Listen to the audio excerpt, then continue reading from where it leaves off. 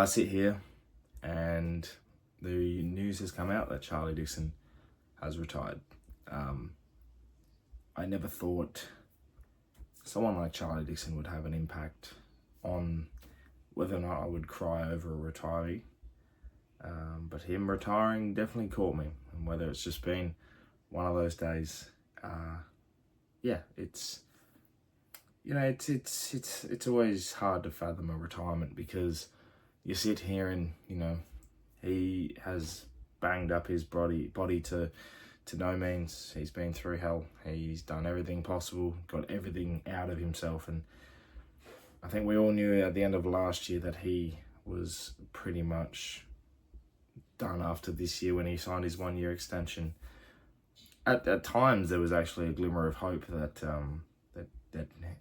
he looked good enough to continue on, and he was kicking goals and looked really, really nice.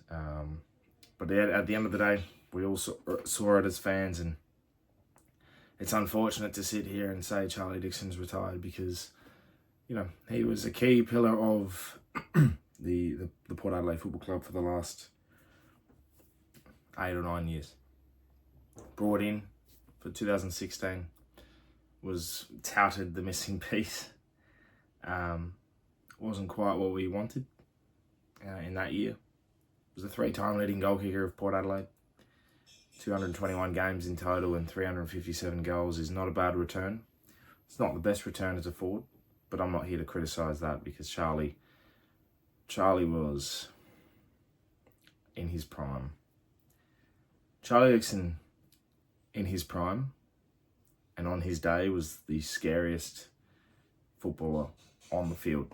Charlie Dixon proved that it would take 3 or 4 players to bring him down. His hands were superior. He dominated football games in stints. He was a barometer.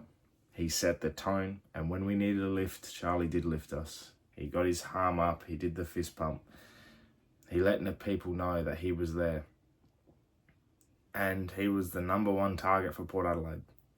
Good or bad in terms of the gameplay, it wouldn't matter. Charlie Dixon was there. When he needed him, he'd pinch hit in the ruck. He would make a contest. He would bring everyone involved. He would make himself known on the football field. And that's what I'm going to miss about Charlie, is that scary fist pump, that 3 or 4 goal stint where Charlie just took marking. He was marking everywhere. Like, he would take one-handers, two-handers, pick it up off the ground.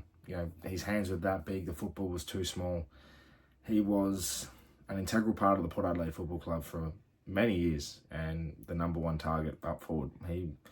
Credit where credit's due. Charlie was loved by everyone in his prime, and whilst his critics were out there, and in moments he was not as good as we'd like, set shot goal kicking or his temper or whatever, he would run through someone 2 minutes later and everyone would be back on him.